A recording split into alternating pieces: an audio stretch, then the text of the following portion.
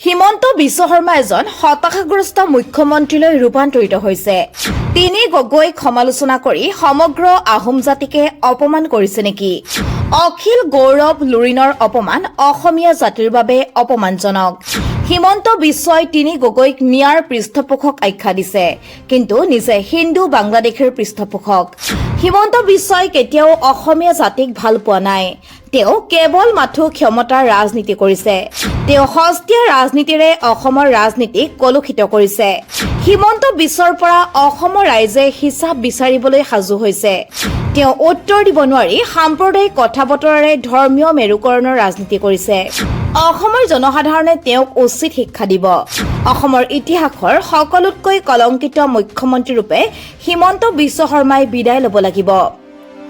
অসমৰ মুখ্যমন্ত্ৰী ডক্টৰ হিমন্ত বিশ্ব শৰ্মাই তিনি গগৈক মিয়াৰ পৃষ্ঠপোষক আখ্যা দিয়াৰ পাছত হিমন্ত বিশ্বক উভতি ধৰিছে ৰাইজৰ দলৰ কেন্দ্ৰীয় সাধাৰণ সম্পাদক গিৰিশংকৰ গোস্বামীয়ে। অখিল গৌৰৱ লুৰিণজ্যোতিক মিয়াৰ পৃষ্ঠপোষক আখ্যা দিয়া হিমন্ত বিশ্বই নিজেই হিন্দু বাংলাদেশীৰ পৃষ্ঠপোষক। মিয়া বাংলাদেশে যদি অসমীয়াৰ ভাষা সংস্কৃতি ধ্বংস কৰিছে, হিন্দু বাংলাদেশীয়ে অসম আৰু অসমীয়াৰ অস্তিত্বৰ প্ৰতি ভাবুকি মতা নাইনে? হিমন্ত বিশ্বৰ হাতত সুৰক্ষিত নহয় অসমৰ ভৱিষ্যত। তেওঁ অসমক ভাল নাপায়। তেওঁ ভাল নাপায় ক্ষমতাক। ক্ষমতাৰ বাবেই তেওঁ ধৰ্মীয় মেৰুকৰণৰ ৰাজনীতি কৰিছে। তেওঁৰ সস্তীয়া ৰাজনীতিয়ে অসমৰ পৰিৱেশ কলুষিত কৰিছে। এজন হতাশাগ্ৰস্ত মুখ্যমন্ত্ৰীলৈ ৰূপান্তৰিত হৈছে হিমন্ত বিশ্ব। অসমৰ ৰাইজে আপোনাৰ 5 বছৰীয়া শাসনৰ উত্তৰ বিচাৰিছে। হিমন্ত বিশ্বই উত্তৰ দিব নোৱাৰি বিৰোধীক ব্যক্তিগতভাৱে আক্ৰমণ কৰিছে। তিনি গগৈৰ ব্যক্তিত্বক কলংকিত কৰিব বিচাৰিছে, কিন্তু ডক্টৰ হিমন্ত বিশ্ব শৰ্মাই নিজে অসমৰ ইতিহাসৰ সকলোতকৈ কলংকিত মুখ্যমন্ত্ৰী হৈ 2024ত অসমৰ ৰাজনীতিৰ পৰা বিদায় ল'ব লাগিব। হিমন্ত বিশ্ব শৰ্মাই যোৱা কিছুদিনত যিবিলাক কথা বতৰা কৈ আছে, সেই কথা বতৰাবিলাকে স্পষ্ট কৰি দিছে যে হিমন্ত বিশ্ব শৰ্মা এজন হতাশগ্ৰস্ত মুখ্যমন্ত্ৰীলৈ ৰূপান্তৰিত হৈছে। ক্ষমতাৰ কাৰণে যিবিলাক মানুহে ৰাজনীতি কৰে তেওঁলোকৰ এই দশা হোৱাটো স্বাভাৱিক। হিমন্ত বিশ্ব শৰ্মাই কোৱা দেখিলো যে বিৰোধী মিত্ৰজোঁটৰ হাতত তিনি গগৈ আছে আৰু তেওঁৰ লগত কেইবাজনো গগৈ আছে। এতিয়া তেওঁৰ লগত কোনকেইজন গগৈ আছে? তেওঁৰ লগত থকা তেওঁৰ সকলোতকৈ প্ৰিয় গগৈজনেই হৈছে পবিত্ৰ গগৈ, যি নিজৰ উপাধিটো লিখিবলৈকো লাজ পায় আৰু লিখে মাৰ্ঘেৰিটা। তেওঁ লিখে পবিত্ৰ মাৰ্ঘেৰিটা, যাক কোনো ধৰণৰ যোগ্যতা অবিহনে ৰাজ্যসভালৈ পঠাই পেলাই তেওঁক মন্ত্ৰী পদো দিয়া হৈছে। কিয় দিয়া হৈছে? এইকাৰণে দিয়া হৈছে যে হিমন্ত বিশ্ব শৰ্মাৰ শ্ৰুতলিপি মতে তেওঁ কাম কৰে আৰু হিমন্ত বিশ্ব শৰ্মাৰ ব্যক্তিগত স্বাৰ্থক তেওঁ সুৰক্ষিত কৰে। এতিয়া কথা হৈছে যে তিনি গগৈক সমালোচনা কৰি সমগ্ৰ আহোম সম্প্ৰদায়টোকে মুখ্যমন্ত্ৰী হিমন্ত বিশ্ব শৰ্মাই সমালোচনা কৰিছে নেকি? তিনি গগৈ কেৱল মাথো গগৈ সম্প্ৰদায়ৰ প্ৰতিনিধিত্ব নকৰে। তেওঁলোকে প্ৰতিনিধিত্ব কৰে তিনিটা ৰাজনৈতিক দলক। গৌৰৱ গগৈয়ে প্ৰতিনিধিত্ব কৰে কংগ্ৰেছক, লুৰিণজ্যোতি গগৈয়ে প্ৰতিনিধিত্ব কৰে অসম জাতীয় পৰিষদক আৰু অখিল গগৈয়ে প্ৰতিনিধিত্ব কৰে ৰাইজৰ দলক। এই তিনিওটা দলৰ লগত কেৱল মাথো আহোম সম্প্ৰদায়ৰ লোক নহয়, অসমৰ প্ৰতিটো জাতি জনগোষ্ঠী, প্ৰতিটো ধৰ্মাৱলম্বী আৰু অসমক ভাল পোৱা প্ৰতিজন জনসাধাৰণ এই সংগঠনবিলাকৰ লগত, এই ৰাজনৈতিক দলকেইটাৰ লগত জড়িত হৈ আছে। মুখ্যমন্ত্ৰী এই কথা কিয় পাহৰি যায় যে তেওঁ যি ৰাজনীতি কৰি আছে সেই ৰাজনীতিয়ে অসমৰ ভৱিষ্যত সুৰক্ষিত কৰিব নোৱাৰে। তেওঁ যি ৰাজনীতি কৰি আছে সেই ৰাজনীতিয়ে অসমীয়া জাতিক স্বাভিমান সহকাৰে বিশ্বৰ দৰবাৰত চিনাকি কৰি দিব নোৱাৰে। কিয় নোৱাৰে? কাৰণ তেওঁ আজি ক'ব বিচাৰিছে যে তিনি গগৈয়ে মিয়াক সুৰক্ষা দি আছে আৰু মিয়াৰ পৃষ্ঠপোষক, কিন্তু তেওঁ হিন্দু বাংলাদেশীৰ পৃষ্ঠপোষক। আজি যদি মিয়া অসমীয়া জাতীয় জীৱনৰ কাৰণে ভাবুকি স্বৰূপ, তেতিয়াহ'লে বাংলাদেশৰ পৰা অহা অবৈধ হিন্দু প্ৰব্ৰজনকাৰীও অসমীয়া জাতীয় জীৱনৰ কাৰণে ভাবুকি স্বৰূপ। কেৱল মাথো মিয়াই অসমীয়া ভাষা সংস্কৃতি ধ্বংস কৰিব, হিন্দু বাংলাদেশীয়ে নকৰিব তেনেকুৱা বুলি কোনো কথা নাই। মিয়া যিধৰণে অসমীয়া জাতীয় জীৱনৰ কাৰণে এটা বিপদ বুলি পেলাই তেওঁ ক'ব বিচাৰিছে, ঠিক একেদৰে তেওঁ যিসকলক আদৰি আনিছে সেই হিন্দু বাংলাদেশীসকলো কিন্তু অসমীয়া জাতীয় জীৱনৰ কাৰণে বিপদজনক। আজি অসমীয়া জাতিৰ ভাষা সংস্কৃতি সভ্যতাক হিন্দু বাংলাদেশী আদৰি লোৱা আপুনি ক'ৰবাত দেখিছে নেকি?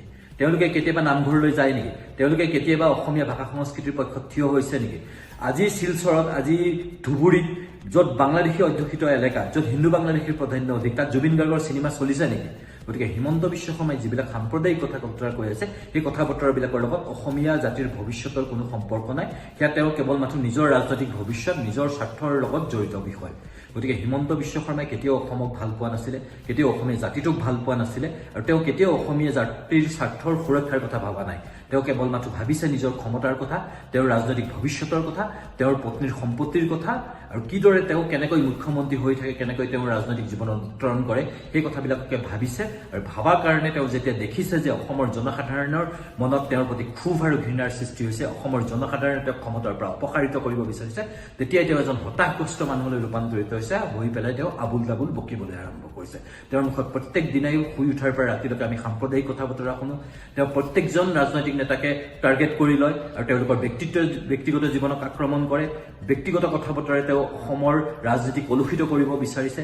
তেওঁ যি ধৰণৰ নেতিবাচক সস্তীয়া ৰাজনীতিৰ আশ্ৰয় লৈছে, সেই সস্তীয়া ৰাজনীতিয়ে কিন্তু বিজেপিৰ যি ৰাজনৈতিক দৰ্শন তাকো অৱনমিত কৰিছে। সেই কথাবিলাকো বিজেপিৰ কেন্দ্ৰীয় নেতৃত্বই লক্ষ্য কৰি আছে। গতিকে হিমন্ত বিশ্ব শৰ্মাই বুজি উঠিছে যে তেওঁৰ অসমৰ মুখ্যমন্ত্ৰী হোৱাৰ যি সুযোগ আৰু সুবিধা অসমৰ জনসাধাৰণে তেওঁক দিছিলে, সেই সুযোগ সুবিধাৰ অন্তিম দৃশ্যত তেওঁ আহি উপনীত হৈছে। 2026 নিৰ্বাচনত অসমৰ জনসাধাৰণে এইবাৰ তেওঁৰ পৰা জবাবদিহি কৰিব, তেওঁৰ পৰা হিচাপ বিচাৰিব যে তেওঁ মুখ্যমন্ত্ৰী হৈ যোৱা 5 বছৰত তেওঁ অসমৰ কাৰণে কি কৰিলে। আৰু সেই হিচাপ তেওঁ দিব নোৱাৰে, সেই কথা তেওঁ জানে, আৰু জানে কাৰণে তেওঁ সাম্প্ৰদায়িক কথা বতৰাৰে বিৰোধী নেতাসকলক ব্যক্তিগতভাৱে আক্ৰমণ কৰি পেলাই তেওঁ নিজৰ ৰাজনৈতিক বৈতৰণি পাৰ হ'ব বিচাৰিছে। কিন্তু অসমৰ জনসাধাৰণে ইতিমধ্যে তেওঁৰ স্বৰূপ চিনিছে, তেওঁৰ চৰিত্ৰ চিনিছে, আৰু সেইকাৰণে অসমৰ জনসাধাৰণে এইবাৰ সিদ্ধান্ত লৈছে, যদি বিৰোধী ঐক্যবদ্ধ হয়, বিৰোধীয়ে যদি এটা সমষ্টিৰ এজন উমৈহতীয়া প্ৰাৰ্থী থিয় কৰে, তেতিয়াহ'লে হিমন্ত বিশ্ব আৰু বিজেপি এইবাৰ অসমৰ ৰাজনীতিত অপ্ৰাসংগিক হৈ পৰিব। হিমন্ত বিশ্ব শৰ্মা ক্ষমতাচ্যুত হ'ব, বিজেপিক অসমৰ জনসাধাৰণে প্ৰত্যাখ্যান কৰিব, আৰু অসমত এটা নতুন ৰাজনৈতিক বিকল্প হ'ব, আৰু নতুন ৰাজনৈতিক বিকল্পই অসমৰ পৰিৱৰ্তন আনিব, অসমক উন্নতি আৰু প্ৰগতিৰ দিশলৈ আগবঢ়াই লৈ যাব।